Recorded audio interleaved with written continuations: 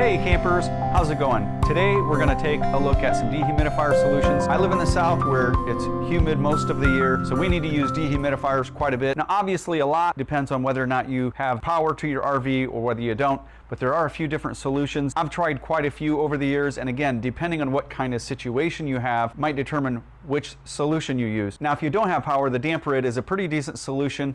They've been around for quite a while, and they make these in a bucket. They have large ones, small ones, all different kinds of size, shapes, and solutions depending on your need. Now this is one we've had in a spot down in a basement location. As you can see, they get kind of nasty.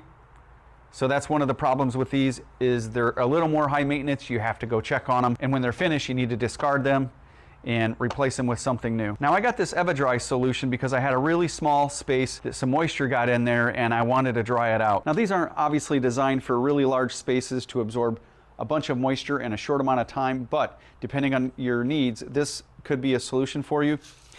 It does have an outlet on the back, but that is not to be used when it's plugged in. It's made of renewable materials and it's said to last about 10 years. Again, they're not really designed for big rooms. It absorbs, it says, about 4 to 6 ounces. Just have to be realistic that it's not designed to absorb a ton of water in a short amount of time. Now the way these work is you want your moisture absorbing balls to be yellow. When they're yellow, they're dry. When they turn green, it means they're wet. Now this has been setting around for a little while, so it's a little bit closer to the green color, but there are some yellow in there, so I could use this just a little bit longer. And the way these are renewable, find an outlet and then plug them in. Somewhere between 10 and 12 hours, sometimes a little longer. You want to leave them plugged in, and it dries the balls out. Now, one of the downfalls of this, you want to make sure you set a reminder so you don't leave this plugged in. If you leave it plugged in too long, you could overcook the moisture absorbing balls and you could ruin it. As long as you take care of it, it's said to last about 10 years.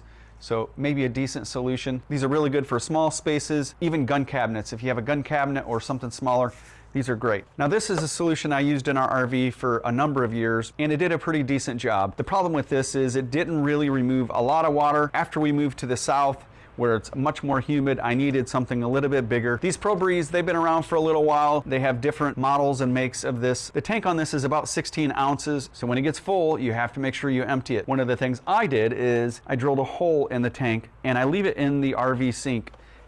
And that way, when it reaches this, it just drains out. You can see that I used that for a number of years, and there's some rust on the screws. You could probably replace those with some stainless steel screws. It works pretty decent. Now this one only uses about 23 watts, but if you live in the south and you have a lot more humid, you might need something a little bit bigger. Now the next one up I found is this 9 Sky. Again, I'm sure they make different models similar to this. The 9 Sky is designed for rooms up to 1,000 square foot. The tank holds about 95 ounces of water, which is about 3/4 of a gallon. It's great for bathrooms, and I've found this to be an excellent solution for our RV because it removes quite a bit of water for the size that it is. The best part about this one is it has a 3/8 inch drain port on the back of the bin where you can connect a drain hose. So what I do is connect the hose to the drain port and set it directly inside my RV kitchen sink. And then I just let it drain into the gray water tank. That way you can leave it run for quite a while without worrying about the bin filling up and having to re-empty it all the time. Our tanks are about 40 gallons, so that would take quite a while to fill up 40 gallons. Some other cool features on this one, although not exactly practical for an RV, it's got night light colors that change colors. It's got a quiet mode. You just have to keep in mind when you're in quiet mode, it doesn't remove as much humidity. Based on the manual, it says when it's above 60% humidity, it's when it's working at its optimal, or it removes the most amount of moisture from the air. Once it gets your humidity down to about 40–45% humidity, it doesn't really use that much power. Now we're pretty fortunate. We have power where we store our RV, but if you lived in a climate where it's humid all the time, humidity can cause a lot of damage to RVs. I would probably consider looking at a solar solution so I can power these things to keep that humidity out of the RV. These RVs cost a lot of money. Some of your finish work is only attached by some glue backer. So after it gets so humid, sometimes that glue breaks away and it starts to cause some damage to your RV. This is just a few solutions we've used. We really like the 9 Sky. I've been using that for a little over a year now, and it seems to remove quite a lot of moisture for how small it is, and I'm quite pleased with it. And the fact that it's got a drain port on the back where I can set it right inside the sink and let it drain makes me like it a lot more. I really appreciate you stopping by to watch these videos. See you next time. Bye.